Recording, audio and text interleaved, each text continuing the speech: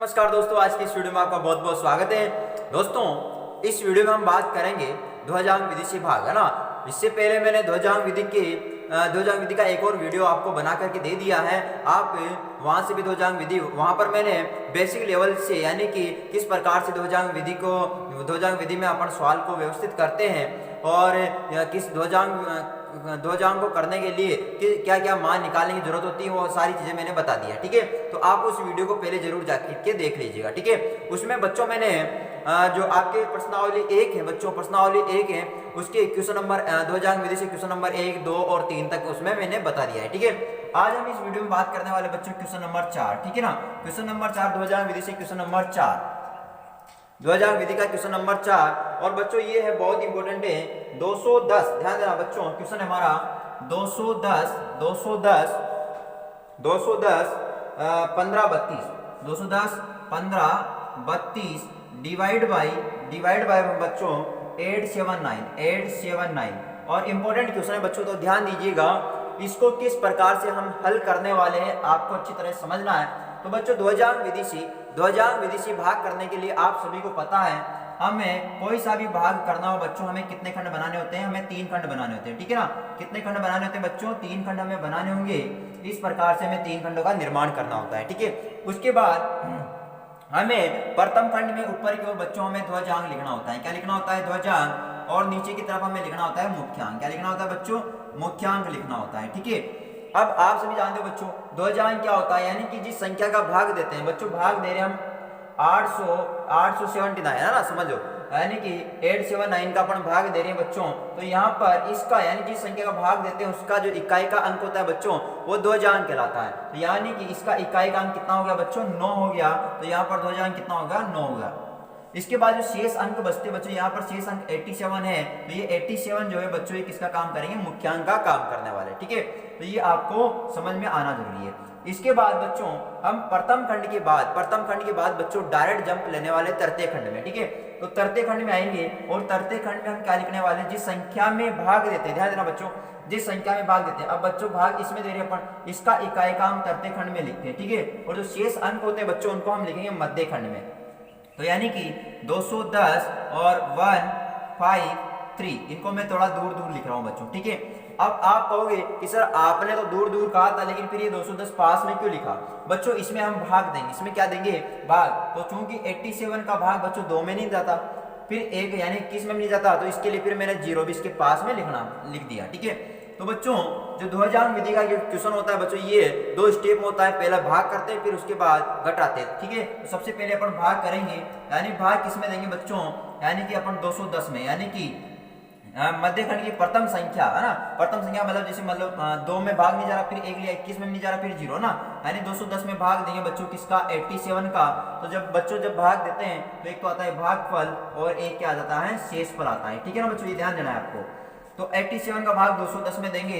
अब ऐसे आपको यहाँ पर अनुमान लगाना है बच्चों, जैसे 8 × 8 8 दूनी 16। ठीक है, 8 दूनी 16, 8 या 24, यानी कि 24 का मतलब 240 ज्यादा हो गया। यानी 87 का, यानी 210 में अगर अपन देखें तो भाग 87 का 2 बार जा सकता है। ठीक है, तो यानी 87 × 2, तो 2 7 14, 4 1, 2 8 16 और 1 कितना हो गया? 17। यानी कि 87 को 2 से मल्टीप्लाई किया तो कितना हो गया? 174।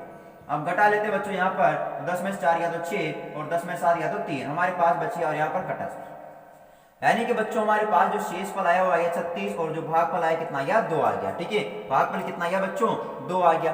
अब बच्चों तुम्हें पता है जो शेषफल आता है बच्चों, जो शेषफल होता है, ध्यान दीजिएगा, जो शेषफल होता है, शेषफल को हम लिखते हैं ऊपर की तरफ यानी मध्य खंड में जिस संख्या में भाग दे देते हैं उसके बाद वाली संख्या के थोड़ा जस्ट नीचे। ठीक है, यानी अपन यहाँ पर 36 लिखने वाले। ठीक है, क्या लिख देंगे बच्चों? 36। और जो भागफल होता है बच्चों, उसको अपन मध्य खंड में नीचे की ओर लिखते हैं। ठीक है ना। अब बच्चों दूसरी स्टेप में अगर अपन देखें तो दूसरी स्टेप में अपन क्या करने वाले हैं? दूसरी स्टेप में अपन करेंगे बच्चों, अब घटाएंगे। ठीक है, क्या करने वाले? घटाने वाले हैं। अब घटाएंगे किसमें से बच्चों? यहाँ पर अब कितना हो गया? 361 हो गया। कितना? 361 हो गया। इसमें से घटाएंगे बच्चों 2 और 9 का गुणा, 2 और 9 का गुणा, यानी कि 2 × 9। तो अब 361 माइनस 9 दूनी कितना हो गया बच्चों? 18। अब 361 में से 18 घटा लो। अब 11 में से 8 गया तो बच्चों कितना बच गया? 3 बच गया। ठीक है, और यहाँ पर 5 में से गया तो 4 और यहाँ पर कितना बच गया बच्चों? 3, यानी 343 हमारे पास बच चुका है बच्चों, ठीक है ना, 343, ठीक है। तो अब आगे हम क्या करने वाले हैं, ध्यान देना बच्चों, ध्यान देना बच्चों। अब यहाँ पर तीसरी स्टेप में अपन क्या करेंगे, तीसरी स्टेप में बच्चों अपन यहाँ पर फिर से भाग देने वाले, ठीक है। अब भाग किसमें देंगे बच्चों, इसमें 343 में अपन भाग देने वाले, ठीक है। यानी 343 में हम भाग देंगे बच्चों किसका, 87 का, ठीक है, 87 का, क्योंकि मुख्यांक जो होता है बच्चों भाग देने का काम आता है। तो फिर यहाँ पर वही एक तो आएगा भागफल और एक क्या जाएगा बच्चों, शेषफल आ जाएगा, ठीक है ना, एक तो भागफल आएगा और एक शेषफल आ जाएगा।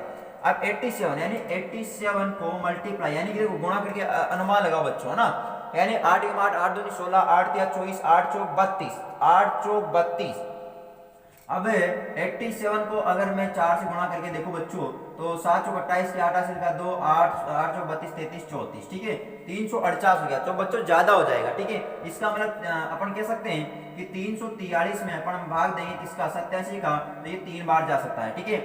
यानी कि 87 × 3 करके देखते हैं तो 3 7 21 81 का 2 8 24 25 26 यानी 261 आ गया। कितनी बार में, 3 बार में, है ना, 261।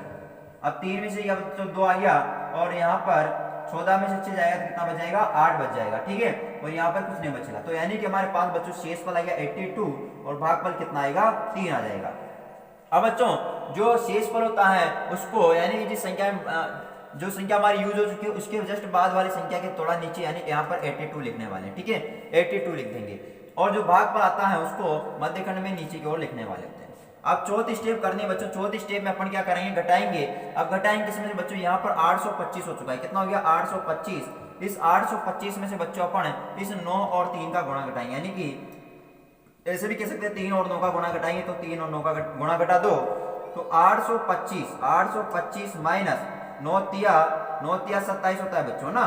तो अब 15 में से 7 गया तो बच्चों कितना बच गया, 8 बच गया।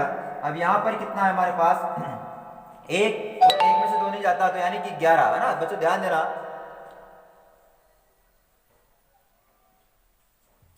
तो बच्चों अब यहाँ पर हम 825 में 27 घटाएंगे तो 15 में 7 गया तो कितना बच गया, 8। और यहाँ पर 11 में से 2 गया तो बच्चों हमारे पास 9 और यहाँ पर कितना बच गया, 7, यानी 798 बच गया, ठीक है, घटाने पर। अब नंबर 5वीं स्टेप पे अपन क्या करने वाले बच्चों, इसमें भाग देने वाले, ठीक है, घटा लिया भाग देंगे, यानी 798 में हम भाग देंगे बच्चों किसका, और भाग देने वाले हैं हम 87 का, ठीक है, 87 का। तो ध्यान देना बच्चों, आपको ध्यानपूर्वक देखते रहना है, अच्छा सवाल है। तो 798, अब 8 से अनुमान लगाओ, 8 नाम 72 होता है बच्चों, ठीक है, 8 नाम 72। तो यानी कि 87 को जब 9 से गुणा करेंगे तो 9 7 63 के 3 हासिल का 6 और 9 8 72, 9 8 72 और 72 6 कितना हो जाएगा बच्चों, 78 हो जाएगा, ठीक है। यानी अपन कह सकते हैं 783 हो जाएगा, इसका मतलब 9 बार भाग चल जाएगा। तो अपन देंगे यहाँ पर 798 में बच्चों अपन 87 का भाग देंगे तो कितने बार में, 9 बार में कितना जाएगा, 783 आ गया, ठीक है। तो 8 में से 3 गया तो बच्चों 5 बच गया और 9 में से 8 गया तो 1 बच गया, ठीक है। यहाँ पर 7 में 7 गया तो 0। तो यानी बच्चों हमारे पास हम कह सकते हैं यहाँ पर एक तो आ गया भागफल और ये आ जाएगा शेषफल। तो बच्चों भागफल कितना गया हमारे पास, भागफल आ गया हमारे पास 9 और शेषफल कितना गया, 15 आ गया, ठीक है। अब तो जो 15 है इसको अपन यहाँ पर अगली संख्या के थोड़ा जस्ट नीचे लिखने वाले हैं 15 और भागफल को यहाँ पर लिख देंगे मध्यखंड में नीचे की ओर, ठीक है। तो आई होप आपको ये समझ में आया होगा। इसके बाद बच्चों अपन क्या करने वाले, ध्यान दीजिएगा, अगली स्टेप में यानी 6वीं स्टेप आ चुकी है बच्चों, और 6वीं स्टेप में अपन क्या करेंगे बच्चों, घटाएंगे। अब घटाना किसमें से, ये 153 यानी 153 हो चुका है, कितना हो गया बच्चों, 153। इसमें से अपन घटाने वाले हैं बच्चों इस 9 और 9 का गुणा, यानी 9 नाम का 81, यानी है ना, यानी 9 × 9। तो बच्चों 153 माइनस 81, तो अब 3 में से गया तो बच्चों 2 बच गया। अब 15 में से 8 गया तो कितना बच गया, 7, यानी 72, ठीक है। अब अगली स्टेप में ध्यान देना बच्चों, अगली स्टेप में अपन क्या करने वाले हैं, नेक्स्ट स्टेप में बच्चों हम यहाँ पर घाटा लिया, अब इसके बाद अपन भाग देने वाले हैं। क्या करेंगे बच्चों, भाग देंगे। अब भाग किसमें देना है बच्चों, ध्यान देना, यानी 72 में ना, यानी कि बच्चों अगली जो 7वीं स्टेप आएगी हमारे पास, यानी 72 में हम भाग देंगे बच्चों किसका, 87 का, ठीक है, 87 का भाग देंगे। अब बच्चों 70, आप सोच रहे हो भाग कैसे जाएगा बच्चों, भाग चला जाएगा, कोई दिक्कत नहीं है। यहाँ पर एक तो आएगा बच्चों भागफल और एक आएगा शेषफल, ठीक है। अब 87 का भाग 72 में नहीं जा रहा तो 0 बार दे दो बच्चों, 0 बार। अब 0 बार देंगे, यानी कि देखो बच्चों ध्यान देना, 72 में 87 का भाग दे रहे तो 0 बार, तो यहाँ पर 0 आ जाएगा, यहाँ पर शेषफल कितना बच जाएगा, 72 बच जाएगा, ठीक है। यानी हमारे पास शेषफल 72 आ जाएगा 0 बार भाग देने पर। तो हम यहाँ पर इस 72 जो शेष फल आया बच्चों इसको यहाँ पर नोट करेंगे और हमारे पास जो भागफल आया उसको यहाँ पर अपन नोट कर देंगे। ठीक है, तो अब लास्ट वाली जो स्टेप है अपन उसमें नंबर 8 जो स्टेप होगी बच्चों, 8 जो स्टेप इसमें अपन घटाने वाले हैं। ठीक है, घटाएंगे और किसमें से, यानी 722 में से बच्चों, 722 में से हम घटाएंगे 0 और 9 का गुणा, है ना, 0 × 9। तो हमारे पास जो आएगा बच्चों 722 माइनस का 0 कितना आ जाएगा, 722 आ जाएगा। ठीक है, कितना आएगा बच्चों, 722। तो इसका मतलब हम कह सकते हैं इस वाली स्टेप को अपन यहाँ पर भी कर देंगे, यानी 722 माइनस 0 × 9, यानी कि 722 माइनस 0, तो कितना आ गया बच्चों, 722 आ गया। तो बच्चों हमने देखा लास्ट पोजीशन पे कि जो हमारा जो भागफल है बच्चों, टोटल जो भागफल आया हमारा पास, भागफल ये कितना आ चुका है, भागफल 2390 आ चुका है, 2390। और जो शेषफल आया, शेषफल जो आएगा बच्चों ये कितना आ चुका है, 722 आ चुका है। ठीक है, तो ये हमारा आंसर रहेगा। ठीक है, तो आई होप बच्चों आपको ये समझ में आ गया होगा। तो आपको इसको बहुत एक बार दो बार देख करके वापस से आप इसको अच्छी तरह से समझ सकते हो। ठीक है, और अगर मान लो कोई भी चीज इसमें समझ में नहीं आई तो वापस आप कमेंट करके भी पूछ सकते हो। ठीक है।